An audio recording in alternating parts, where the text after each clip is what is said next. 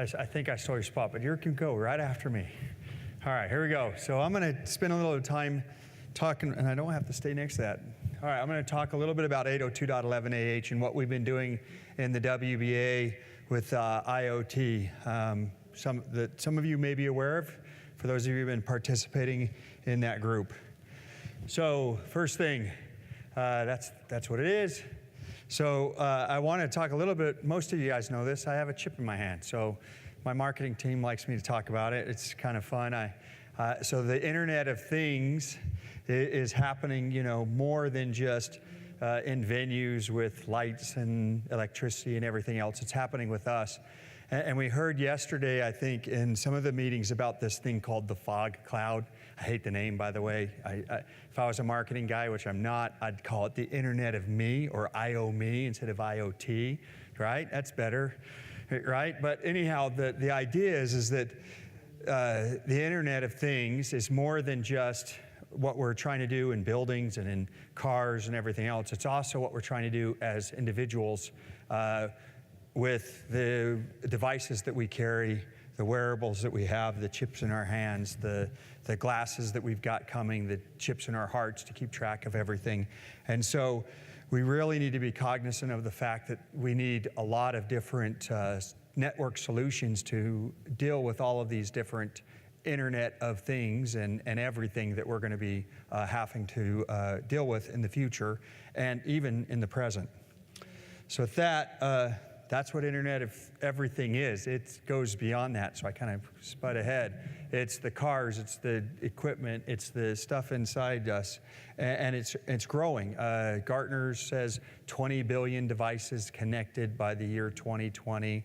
I mean, there's a lot of different studies on this, but the fact is it's happening, and it will continue to grow. I like to share the story, and some of you may have heard it before, but I was sitting in a meeting with one of my board members, Terry Jones, who's the founder of Kayak, and he was the CTO over at Travelocity.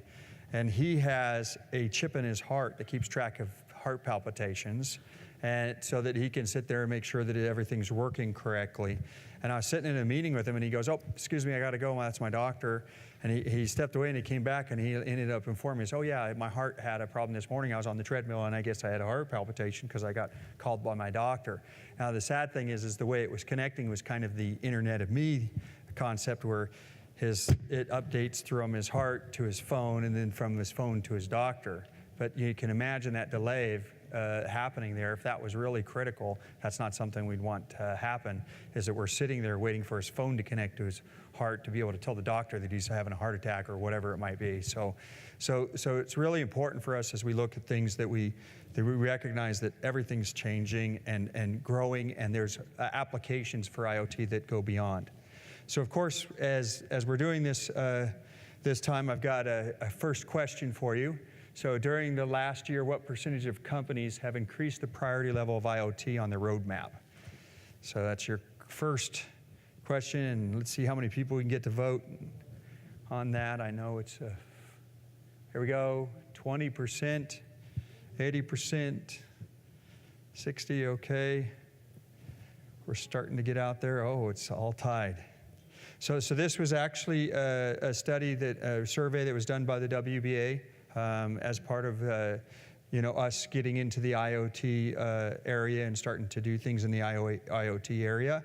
The reality is, and I'll just go forward, it is, and I guess I need to go back up, it is D. So the answer is D. 80+% of companies that were surveyed said that their plan is to increase IoT in their roadmap.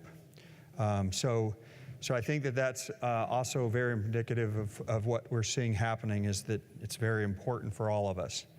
And here's again, the WBA survey, some of the things that came out of it.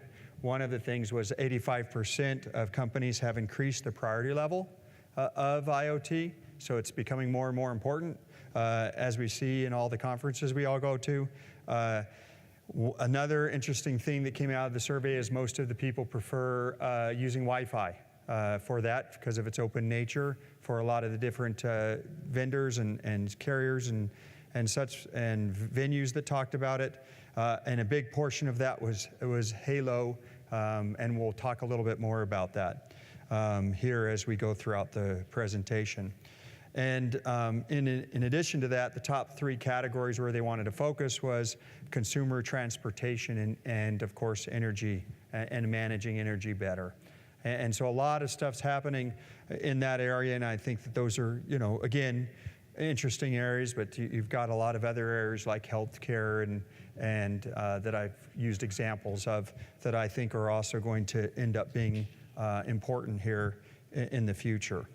And as some of you were available with those kids, I mean, those kids today, right? They came up with some stuff that tied right into some of this IoT stuff, sharing, ideas about having some chip in their leg to be able to kick a soccer ball better. I don't know, it's interesting stuff, but those are the kind of possibilities of the future.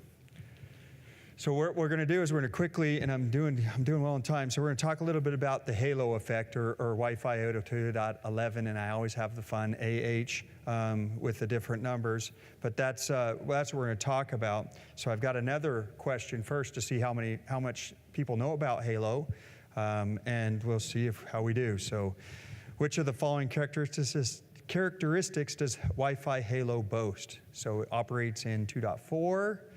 It provides short-range connectivity, it's a low-power operation, or the network is confined to a room. So we got 3, 8, we're getting up there.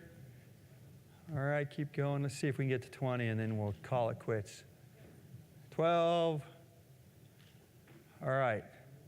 So I think this was a trick question, and because when I first saw it, and I was like, oh yeah, it's low-power operation. The actual answer is network is confined to a room.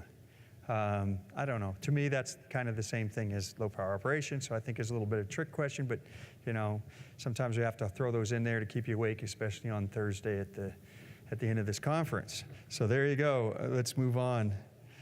All right, so let's talk about 802.11ah. So the key thing about 802.11ah is it's a very important band for allowing the expansion of IoT. So we know that IoT is coming. We know we're using it in a lot of different areas.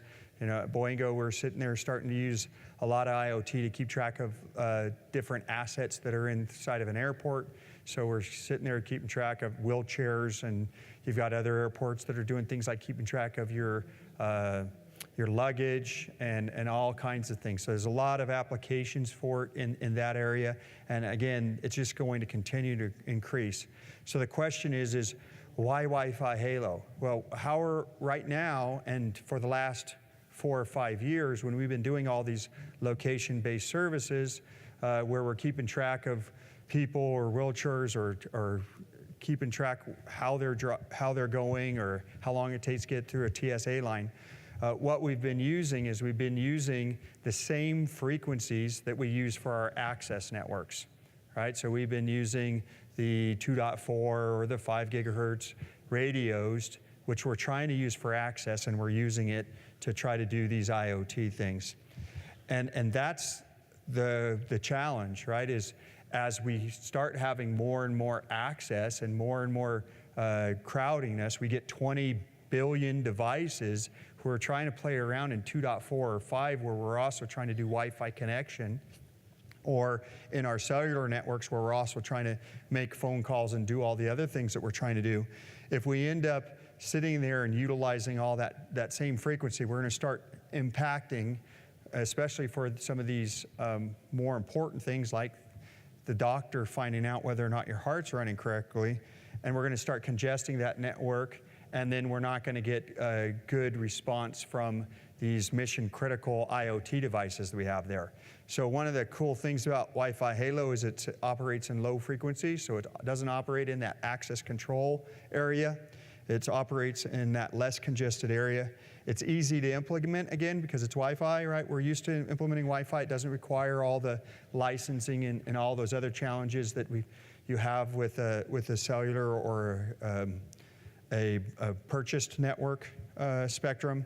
And of course, it will be useful in rural areas because you can end up putting it up and it has it's in the sub gigahertz range, so you have a longer propagation than you would have for like a 2.4 or 5.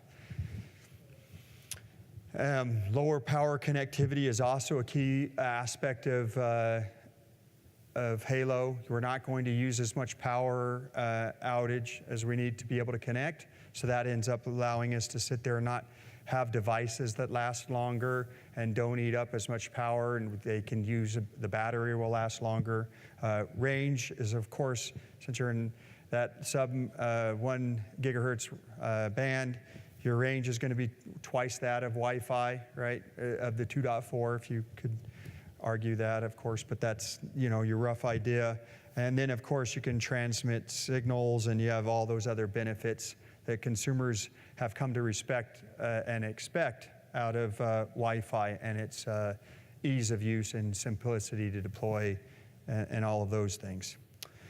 So, so when we look towards the future then, we see that 802.11ah, or Halo, is a very important tool in our toolkit of deploying networks. Right, so when we're going out there and we're setting up venues and we're trying to do all of these different things, or we're setting up additional connectivity, we've got yet another tool in our toolkit to deploy that ends up winning in coverage, scalability, and power, and gives us a unique way to be able to address the IoT boom without having to affect, again, our access control network. And it wouldn't be appropriate for me not to talk about some of the other IoT technologies and access technologies that are out there. So, of course, on the shortwave or short distance, we have 802.15.4 and the different variants there. We have Bluetooth, Z-Wave, and WiGig at the 60 gigahertz that's coming out. So you have all these other technologies, you know, WiGig for a lot of traffic, Bluetooth, as we know, for some of the shorter distance and less traffic. I mean, that's what's in my hand, for example, so I can open up my car and open up my house and open up work and change music at my house and all that stuff. Bluetooth works good for that, and of course, Z-Wave is primarily used in the home. Got a lot of Z-Wave lights and all of that stuff in my home. At the medium range, we have the two key things. We have Wi-Fi Halo, which we've been talking about. We also have 802.11p, which is another interesting development in the 5.9, I hope it's 5.9 range in the spectrum. So again, you've got some new advancements there so that if you need something a little bit more powerful and probably a little less distance, but you know, more bandwidth than what we're going to get out of Halo to be able to do those big bursts of data. So you've got that. And then we've had people up here earlier today. I think Chris was sharing some stuff on LoRa and what's going on with LoRa. So LoRa is very important, Sigfox, and of course WinSun for the network connections. So a lot of alternative access technologies, tools for our toolkit to be able to deploy. And I've got my last question, and then I'll summarize everything. So by the year 2025, what is the predicted financial impact of IoT? Hey, and we'll see if we can get 20.